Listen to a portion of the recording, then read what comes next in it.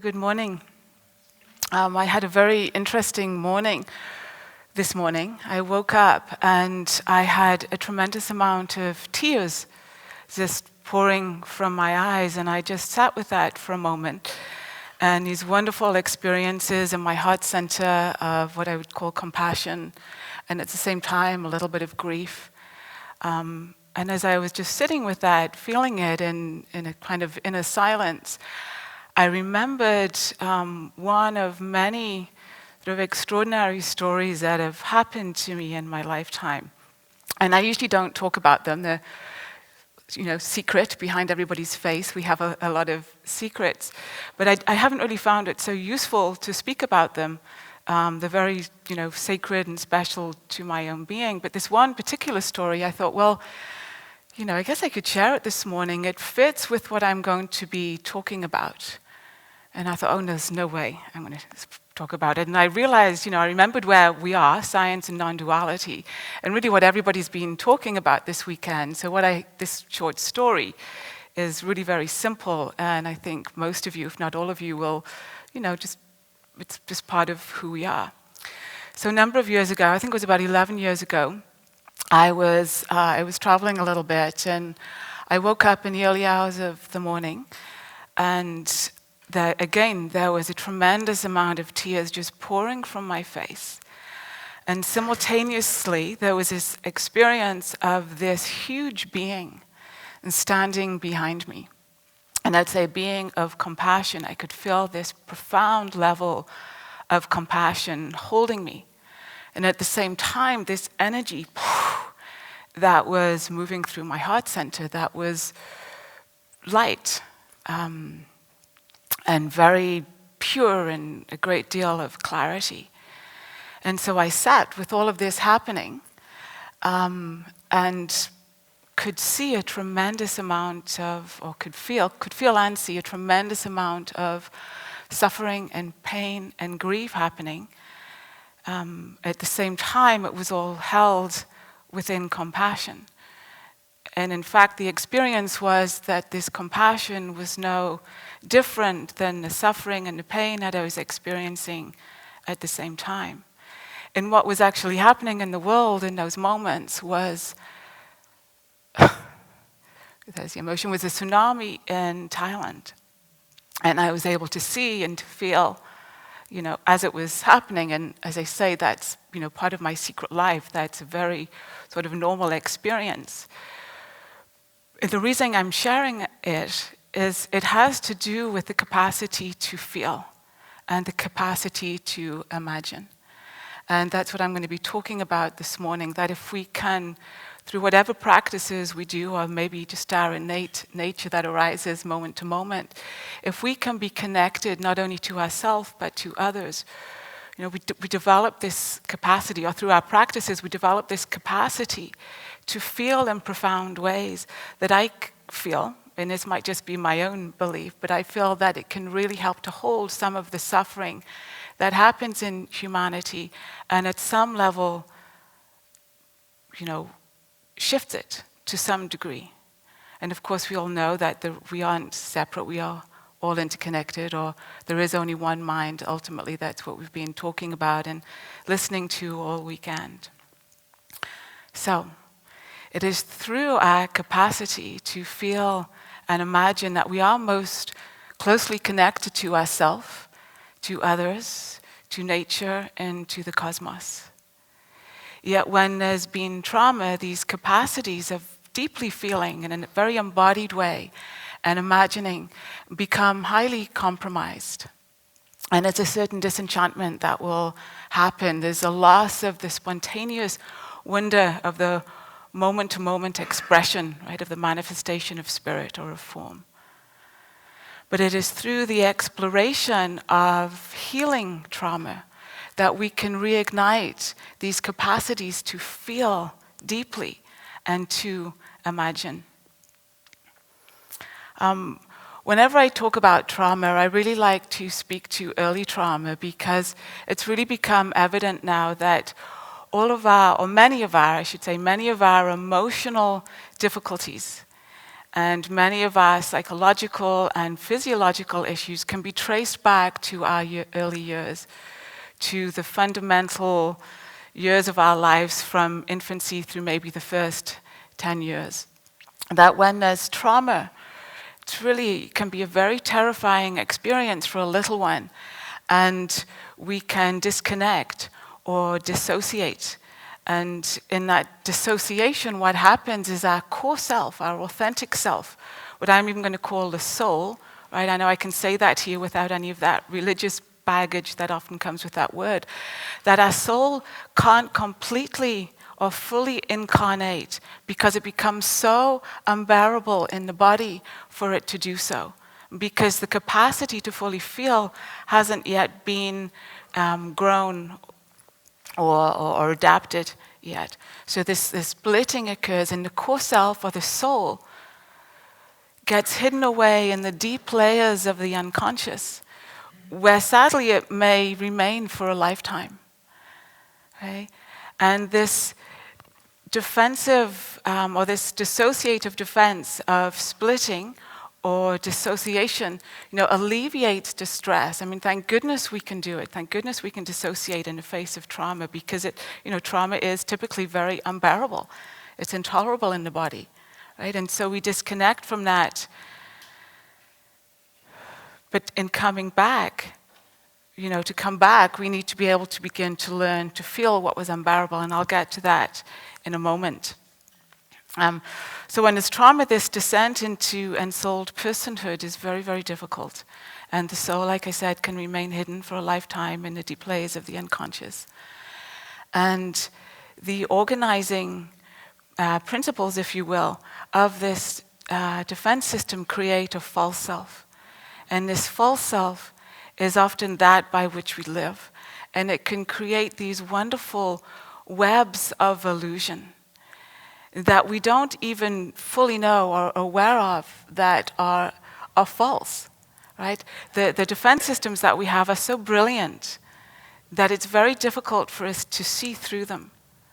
And it's very, very difficult for us to even know that the core self or the soul might be hidden in the deep layers, the stratum of the unconscious.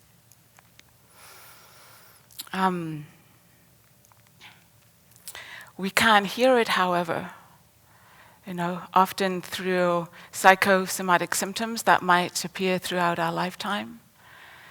Depression, anxiety, panic attacks, the experience of shame, the experience of pride, all of these manifestations that we hear about so often in our culture, that we don't so often think about.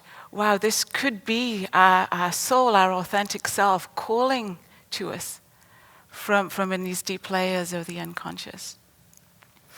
I just want to look at my notes. I want to make sure I don't to miss anything out.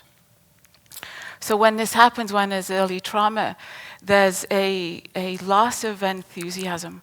And I really like to use the word enthusiasm when I'm speaking to trauma. The root of the word is entheos, which points to spirit or God or soul filling the body. And that's exactly what does not happen when there's trauma. So this descent into ensouled personhood doesn't happen.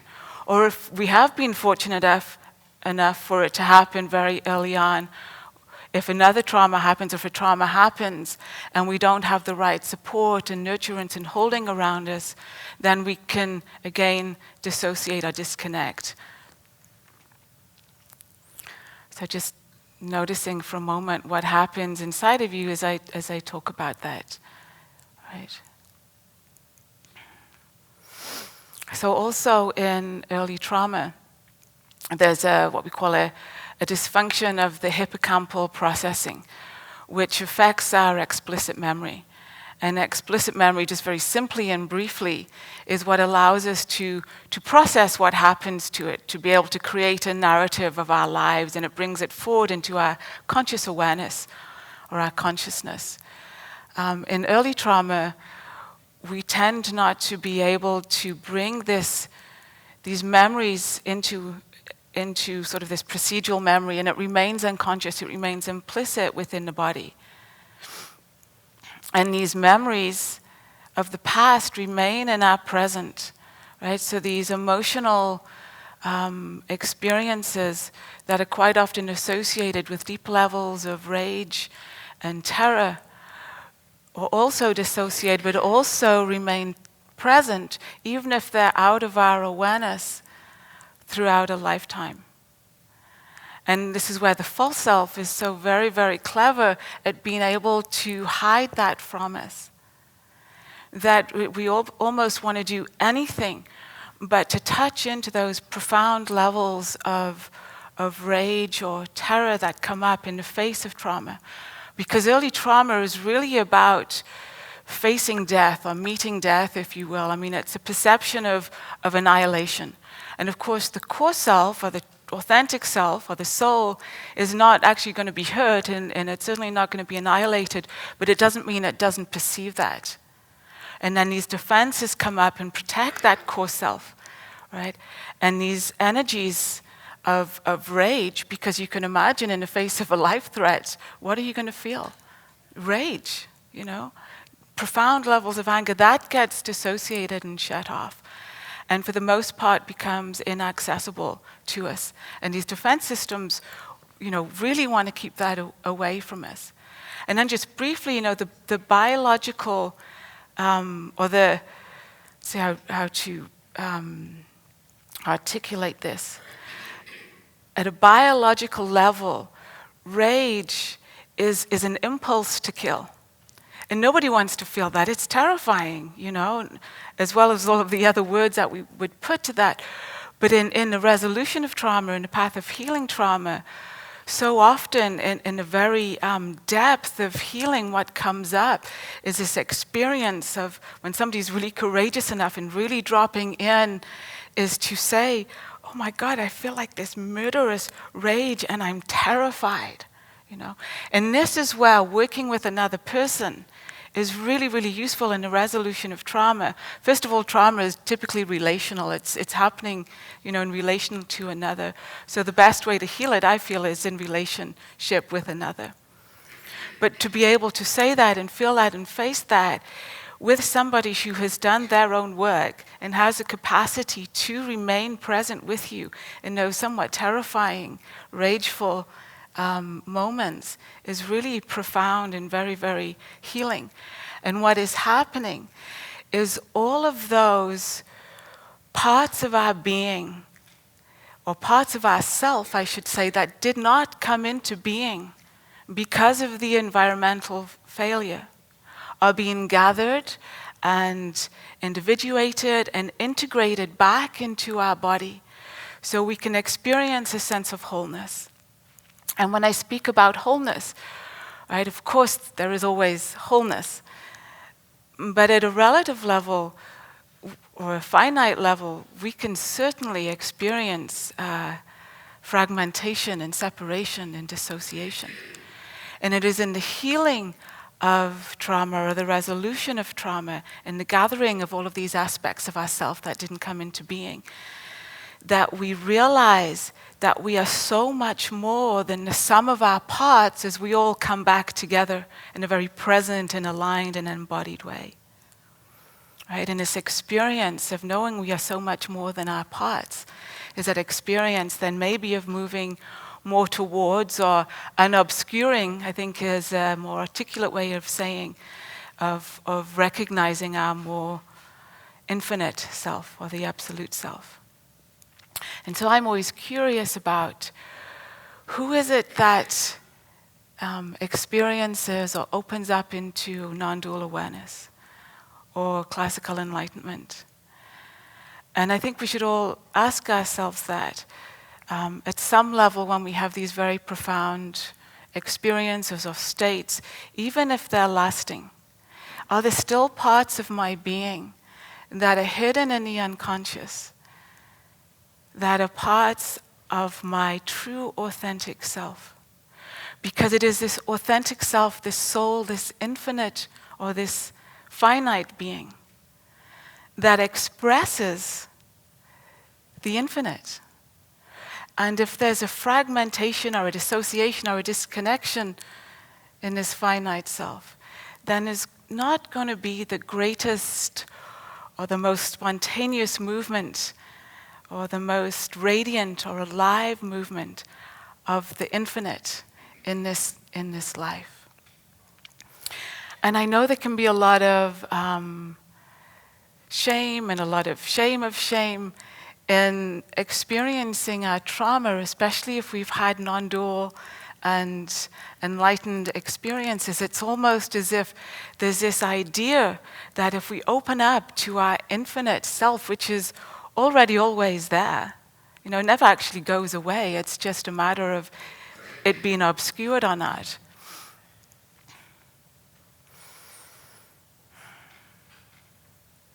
Completely lost my trail of thought as people come in and out the door. Yes? What's coming to me is that I have a lot of rage, and it partly could be sugar. Could I ask, I'm so sorry, if I'm going to ask you to hold your questions maybe to the end or afterwards? Okay, thank you. Thank you. I just literally lost where I was for a moment in my track of thought. So I will answer questions at the end or after what I talk about.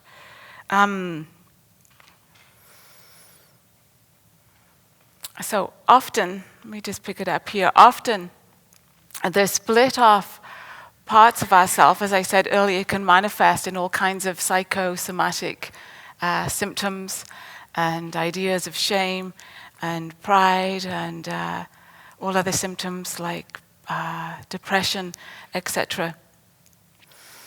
And we become much more concerned with survival than with thriving. And we numb from the body, because the body is where trauma lives. And we can become more concerned with intellectual pursuits or spiritual experiences and spiritual pursuits. And often this can be a way to not have to feel what is in the body, and also to disconnect us in a way from the interpersonal world. And maybe I say those two of many defenses that we can have, because we're here in science, in spirituality, right? Some very intellectual and cognitive pursuits, and some very spiritual and very profound and deep spiritual pursuits. And I think I said last year when I was talking, the realizations that we can have are very, very real and authentic and profound, even if they happen when we're not completely disembodied, but they do tend to be more transient. Okay, so trauma lives in the body. It's quite often out of our conscious awareness. It's implicit within us.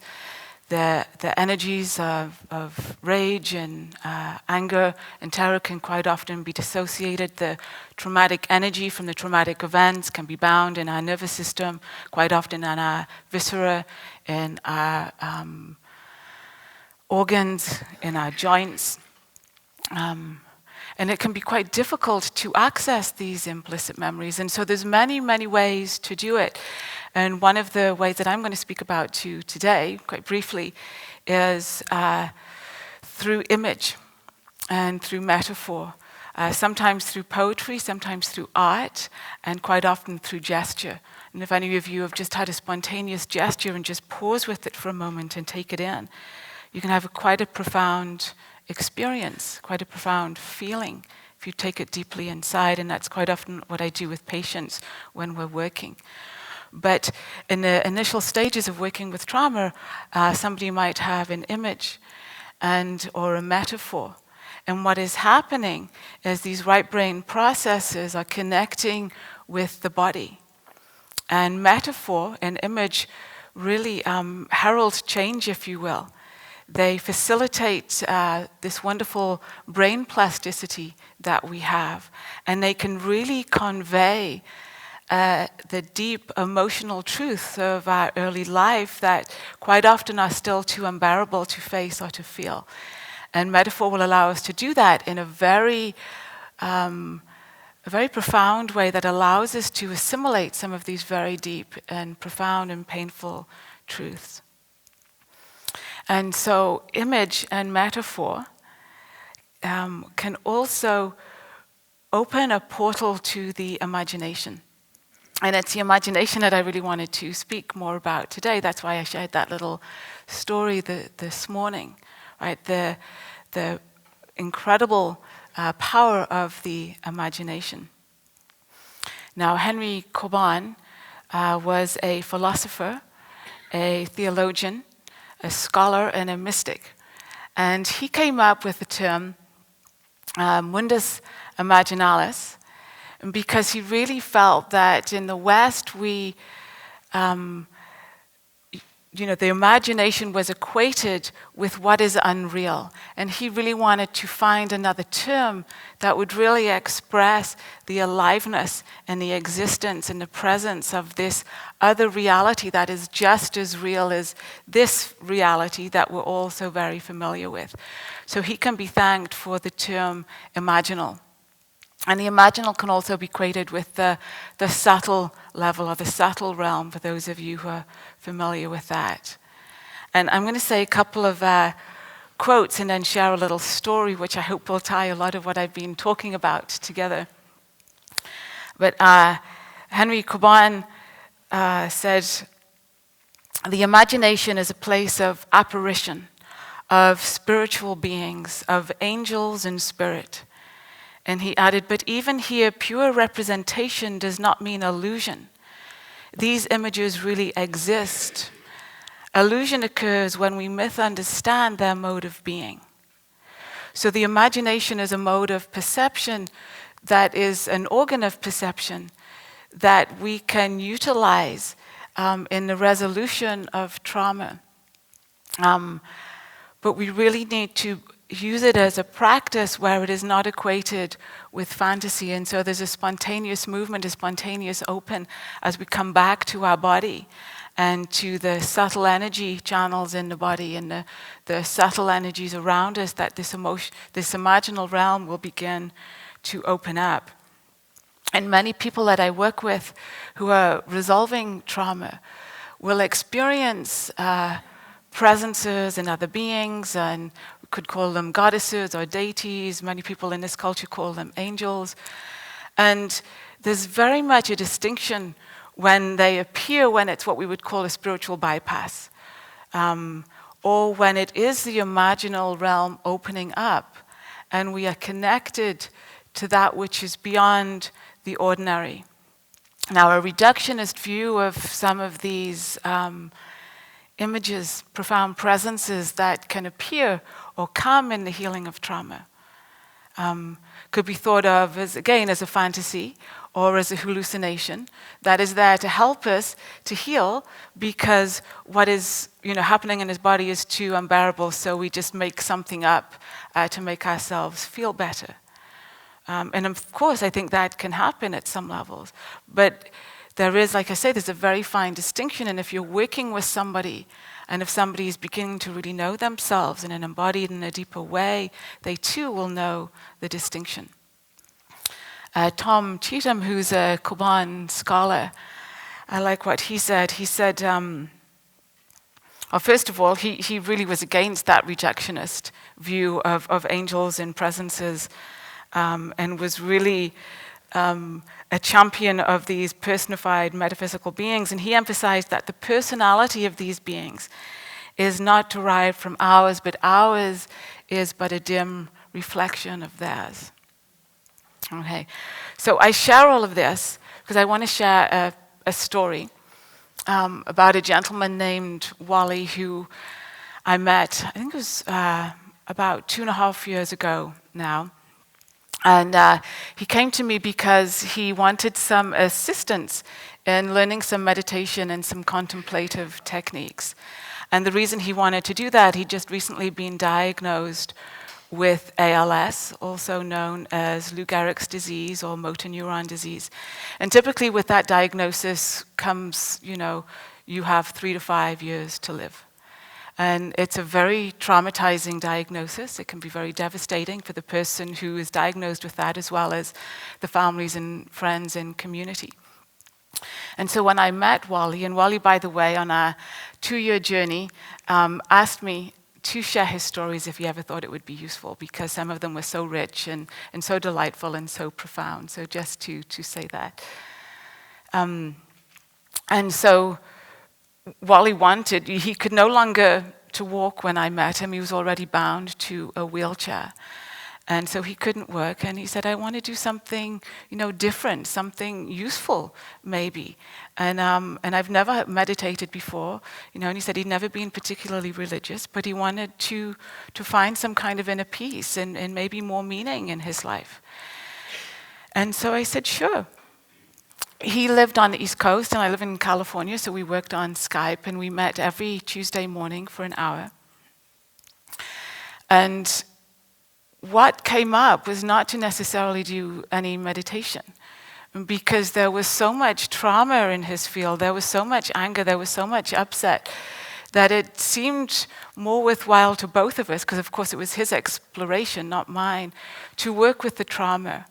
And so his body became this incredible vehicle to open up to the imaginal realm. But of course, first of all, it came through image.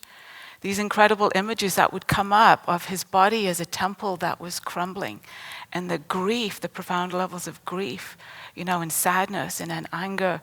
But they all related back to the profound levels of grief and sadness and anger that had gone unprocessed and had been disconnected from his childhood. So we did this amazing journey together for a couple of years, going deeper and deeper and deeper. That would literally, in a very gentle way, blow his mind. And one day, we were sitting. By this time, he was bound to his bed, and he could only move his eyes, 1 foot, which he would always delightfully wave to me with. And he could speak. And he had this beautiful experience of leaving his body and going out to the mountains and the ocean. And he came back and he said, oh my God, Julie, I am the trees and the mountains and the ocean, And it was profound for him, because he'd never read anything about that, never mind experienced anything like that. And it really began to bring these profound levels of peace to him and his experience of dying, which resonated out to his family, which was amazing, because it's a heart-wrenching experience and very difficult experience to go through. So that was one of many, many, many experiences that would happen, but I thought I'd share one of his stories that really is fitting with this conference. And that was, one day, he felt his consciousness expanding. And he said, oh my goodness, I can feel the consciousness of all of the beings in this state. And he said, it's profound. And he said, everybody's feeling similar things. Everybody's got emotions and desires, and there's love and there's upset. He's like, oh my gosh, it's incredible. And then his consciousness expanded even further. And he said, oh my gosh, I can feel everybody's emotions and desires of the whole of America. But it's not only the people, it's the oceans, and it's the mountains, and it's the trees. And he said, everything is made up of consciousness, and his consciousness is very distinct, but it's all one. And then he went even further, and then he was up in space, and he said, oh my God, I can experience the consciousness of the whole planet, everybody on the planet, all at once. Everybody's feelings, everybody's desires, everybody's emotions. And everything and everyone is similar but distinct. And then he lost that consciousness of form, and he became space.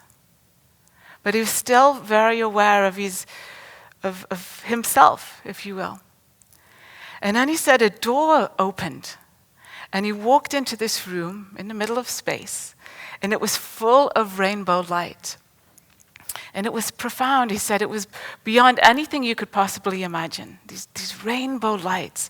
And he said, I was so full of joy and compassion. And then a door at the far end of this room opened, and a being walked in. And he said, the only way I can describe this being was like Christ, and this was really, he'd been brought up in a Christian culture. So that was what he was perceiving, this Christ consciousness that was full of compassion. And this being said to him, this is exactly how things are meant to be. And then he was back of space. And then he said, oh my gosh, I could feel and experience all of the beings in another galaxy. And exactly the same thing. Thoughts and feelings and emotions and desires, And he said, and then another galaxy, and then another, all through this vast, infinite space. And then he came back to his bed and the ventilator that was breathing for him. And he said, wow, And he said, I think I'm going to know when the time is to go from this life. And it was shortly after that, and he called me up, and he said, I'm going to die next Tuesday at our time, at 10 o'clock. He said, you'll be there, right? I was like, oh, you betcha. And so I met him Tuesday morning, as normal. And he had his computer just above his chest. And it was a beautiful, profound moment. I was very, very honored as he left this life in a very beautiful way. He asked me to do a very short meditation for the hospice nurse and assistants that were there, and his family members, a few of his family members. So we did a short meditation just to drop into a nice space of silence. And then his brother, and then his son, and then his wife came and gave him a kiss goodbye. And then he said goodbye.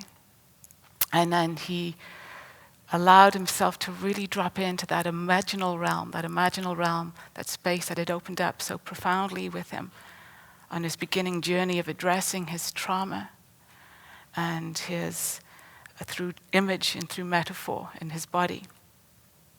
I guess I'll give you these details because you might, be wondering. So they allowed to, he was able to be given morphine as the ventilator gets turned down, and a little bit more morphine until he gently slips away. And so he slipped away very beautifully, very profoundly.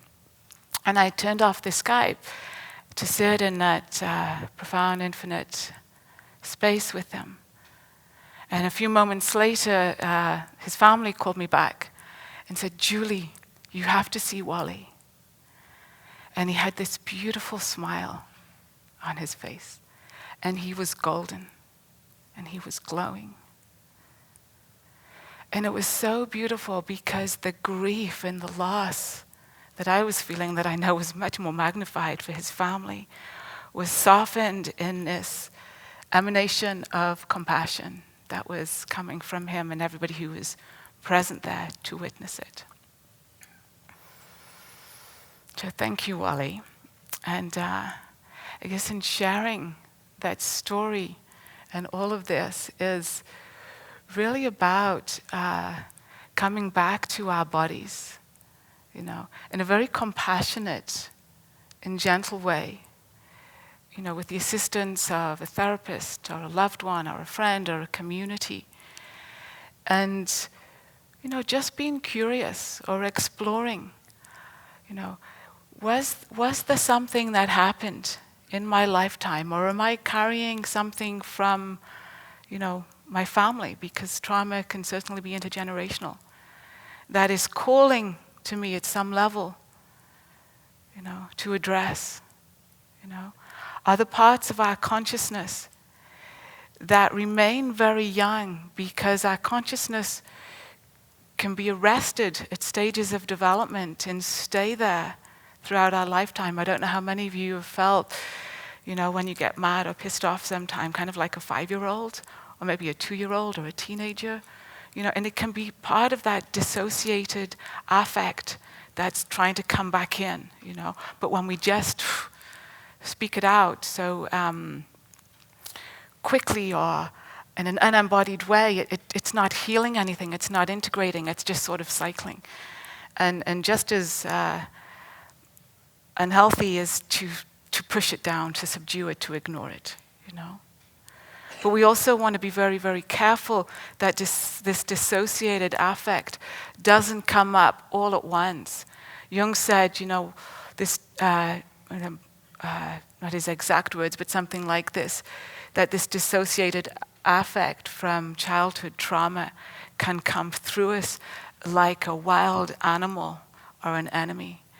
And if that happens, it's very, very traumatizing. And in fact, it will re-traumatize us, and then it becomes even more difficult to integrate, to reach back out and touch that and to integrate it back into our system. So tread gently and with compassion, because really all of this, comes from the trauma, I should say, comes from really a failure of our environment, where there probably wasn't enough holding, nurturance, nourishment, attunement, healthy mirroring to allow this incarnation of, or this ensouled personhood to happen. And so in the healing or the resolution of trauma, look out the ones who can meet you, not only in that place of compassion, but can also meet you in those places of terror and rage and fear. Right? So you don't have to go there alone like you may have done the very first time. So my time is up. Thank you all so much for coming.